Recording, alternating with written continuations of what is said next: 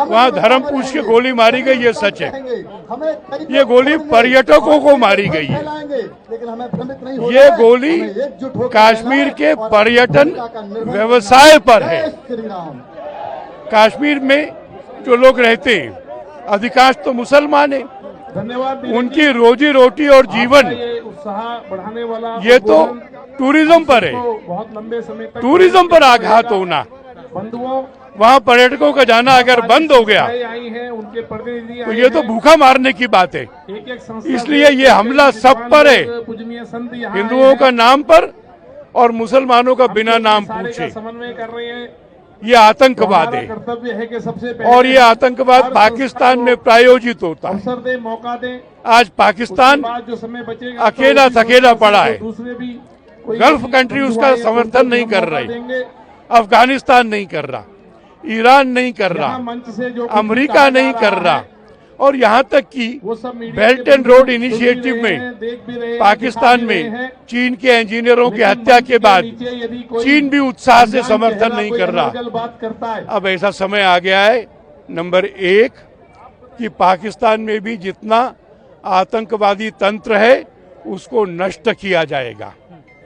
और मैं उम्मीद कर रहा हूं कि गुलाम कश्मीर को भी अब पाकिस्तान की गुलामी से मुक्ति मिलकर भारत के साथ मिलकर और सुख और समृद्धि भोगने का अवसर मिलेगा। तो ऐसी किसी भी अनर्गल बयानबाजी से हम अपने इस मंच को अलग रखते हैं। मैं नहीं जानता सभी प्रशासनिक अधिकारी भी जब भी कोई ऐसा मौका आता है हमारे बीच में सोनिया गांधी के परिवार का कोई ना कोई सदस्य यहाँ आए हैं, ये पाकिस्तान के पक्ष में क्यों बोलता है?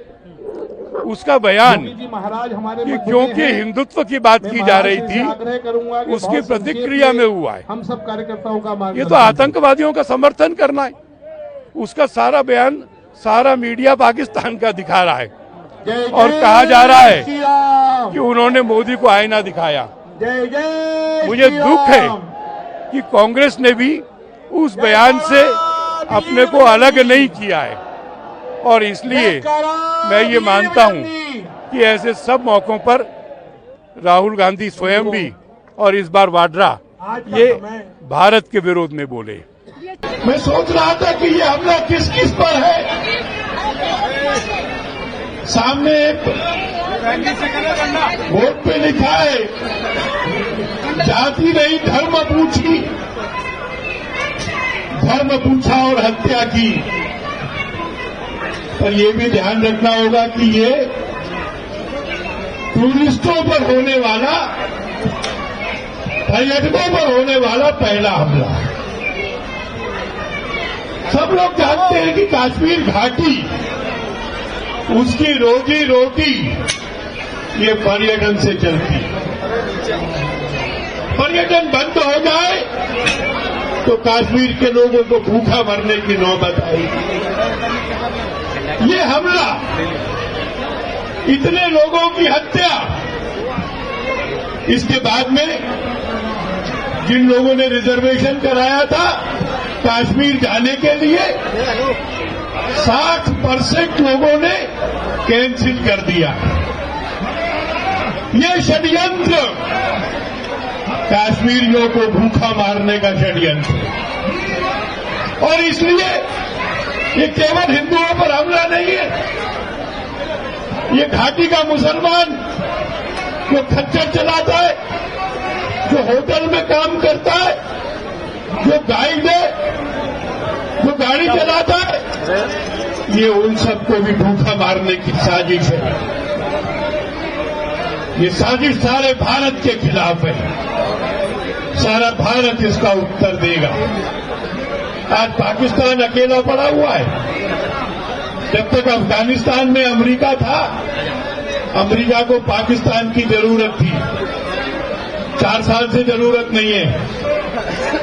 पाकिस्तान आर्थिक गरीबी से जूझ रहा है, अमेरिका मदद नहीं कर रहा है। गल्फ के देश, जिस समय यह हमला हुआ प्रधानमंत्री सऊदी अरेबिया में थे। सऊदी अरेबिया हमेशा पाकिस्तान के साथ रहा है, इस बार नहीं है। इस बार गल्फ के किसी देश ने पाकिस्तान का समर्थन नहीं किया। तालिबान ने अफगानिस्तान में पाकिस्तान का समर्थन नहीं किया है।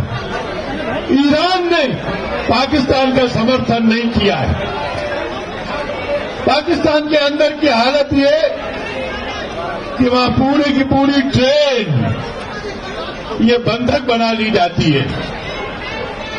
जो सीमा अफगानिस्तान के साथ है वहां रोज आतंकवादी घटनाएं हो रही है। जो ईरान के साथ है वहां लोग मारे जा रहे। इस हालत में यह दुस्साहस करना, भाइयों और बहनों, ये समय आ गया है जब गुलाम कश्मीर को भी भारत आजाद कराए।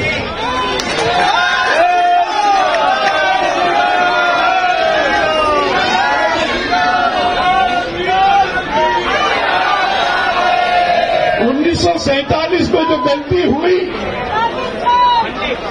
बढ़ती हुई भारतीय सेनाओं को रोक दिया गया था और ये कहा गया था कि हम मामले को यूएनओ में ले जाएंगे। उस गलती को हम आज तक भुगत रहे। अब आगे वो रास्ता नहीं होगा। गुलाम कश्मीर भी भारत में मिले, ये आकांक्षा पूरी होगी। पाकिस्तान ये भी भूल गया कि उसको पीने का पानी, उसको खेती के लिए पानी और बिजली के लिए पानी ये भारत से जाता है। 1/3 बिजली पाकिस्तान में जो पैदा होती है वो झेलम, चिनाब और इंडस की नदियों से होती है। 90% खेती ये इन 3 नदियों के पानी से होती है। पीने के पानी के लिए वो इन नदियों के जल पे निर्भर है। 1960 में समझौता हुआ था कि इन तीनों नदियों के पानी को भारत रोकेगा नहीं, अपने लिए इस्तेमाल नहीं करेगा, पाकिस्तान को पानी मिलता रहेगा। भारत ने इस समझौते को तोड़ दिया। आने वाले समय में अगर भारत इन नदियों के पानी को रोकेगा और अगर आवश्यकता पड़ेगी तो रोकेंगे, तो पाकिस्तान के लोगों को खाने के, पीने के पानी के, खेती के लिए, बिजली के लिए भी अकाल पड़ जाएगा। मैं भारत सरकार को बधाई देना चाहता हूं कि उसने बयान दे करके, भाषण दे करके, धमकी दे करके, प्रस्ताव पास करके अपने काम को पूरा नहीं माना। भारत सरकार ने फैसला किया कि हम वाटा ट्रीटी को तोड़ रहे हैं। हम हमारे यहां पर तुम्हारे जो मिलिट्री के सलाहकार हैं उनको 2 दिन में वापस भेजेंगे। तुम्हारे जो सैनिक आए हैं उनको वापस भेजेंगे। आतंकवाद और मित्रता ये एक साथ नहीं चल सकती। भारत मजबूत देश है, दुनिया हमारे साथ खड़ी है, सरकार दृढ़ प्रतिज्ञ है और इसलिए जिन सपनों को पूरा करने की आवश्यकता है वो पूरे होंगे और हम हर उस सीमा तक जाएंगे कि पाकिस्तान की दोबारा भारत पर नजर उठाने की हिम्मत भी नहीं होगी।